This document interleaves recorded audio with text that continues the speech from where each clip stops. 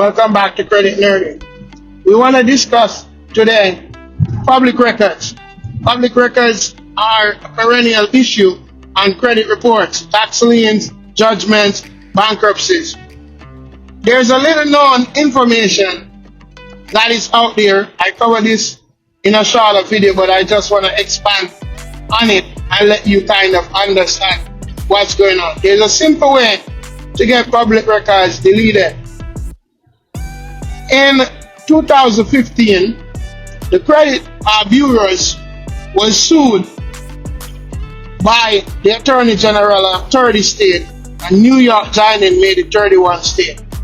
And there was a consent decree that was given, and the credit bureaus offered to make certain reforms.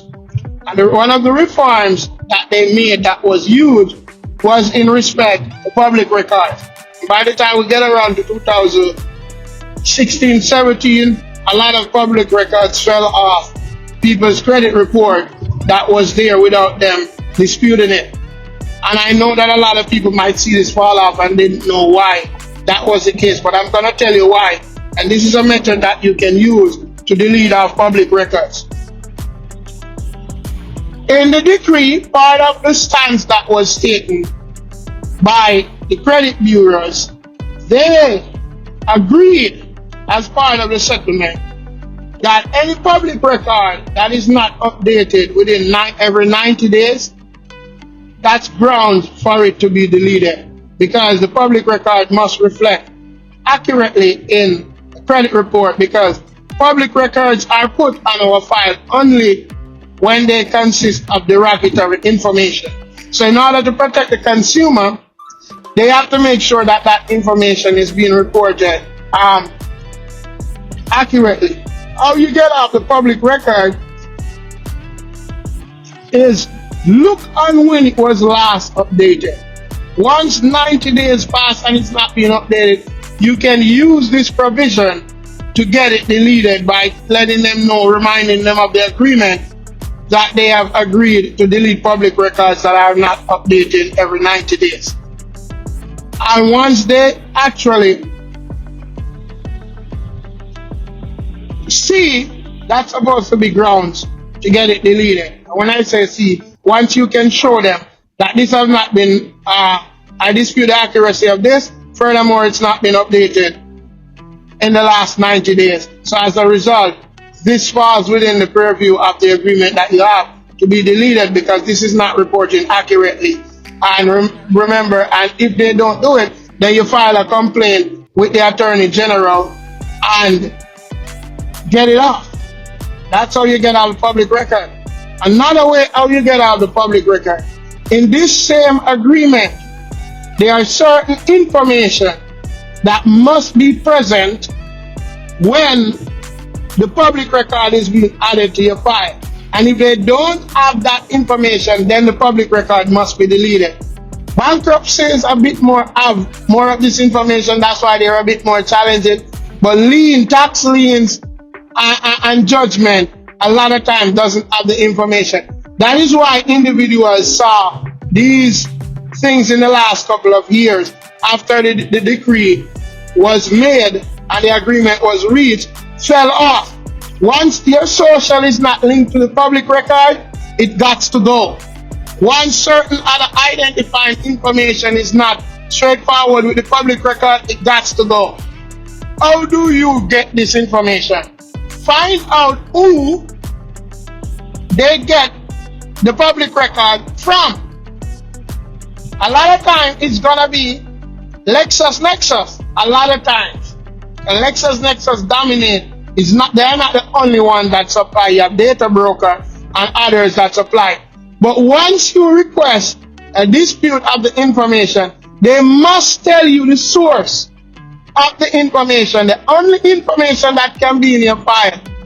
And they don't tell you who it's coming from unless it's an investigative consumer report that is constructed on you, which usually a different kind of consumer report.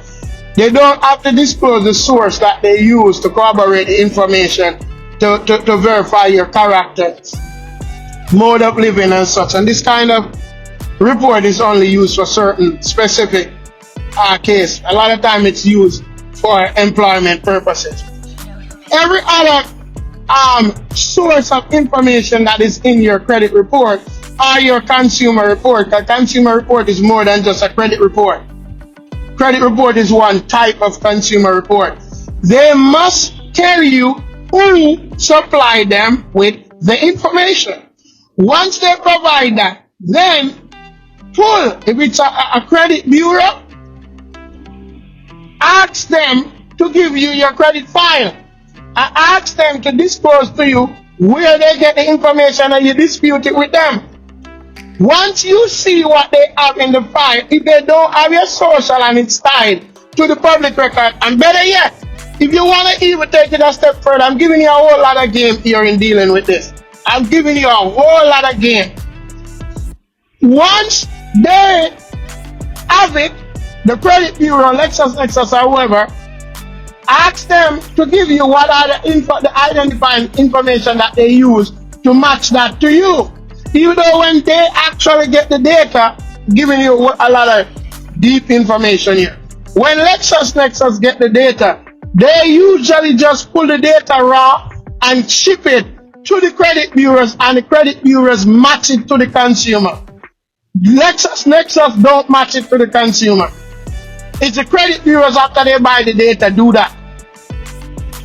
So you can ask Lexus or whoever else is supplying them, because it's not just Lexus that does this. There are other data brokers and consumer reporting agencies. Not all data brokers are consumer reporting agencies, but you can dispute your information under your right to privacy with them, even if they are not. And then if they fall under the classification of a consumer reporting agency, then you can dispute with them under the FCRA and challenge the accuracy of the reporting. If you want to become even more skilled, because they will lie to you and tell you that it's accurate. If it's a real public record that you know is real, pull the public record from the court that it was filed yourself. I will say IRS are one of them that supply it, because it's a tax lien of the state. Get the source of the information and look if your social or anything like that is present within the file. Once that information is not present in the file, it means then that the credit bureau or the data broker that has furnished the information to the big credit bureaus, the Equifax, the Experian, and the TransUnion, they could not have had the social security number and all of the other information that they claim to have had that allow them to say that the account is accurate and verified.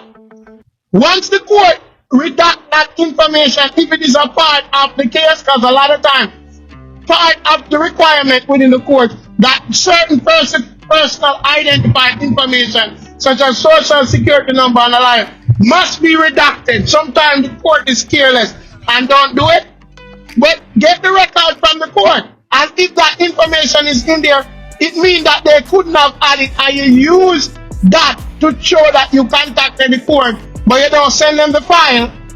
You contacted the court, and the information that is required to be a part of a public record for it to be on your credit report is not present, the personal identifying information. Therefore, you are requesting this to be deleted. This might take you a couple weeks or a couple months to get all of this done if you have to do the extra step, but that's how you delete public records. Two ways. One, it's not being updated regularly. Two, there are certain personal identifiers that must be present within the file in order for them to match it to you. And a lot of times, that will be redacted in the court, even if it's there.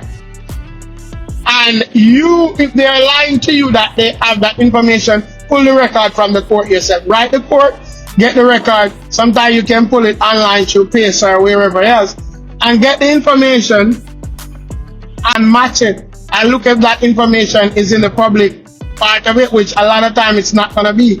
And about 3% of cases have social security in the public domain, and you can kind of see it. And which is true, which is bad and sad, but it's true.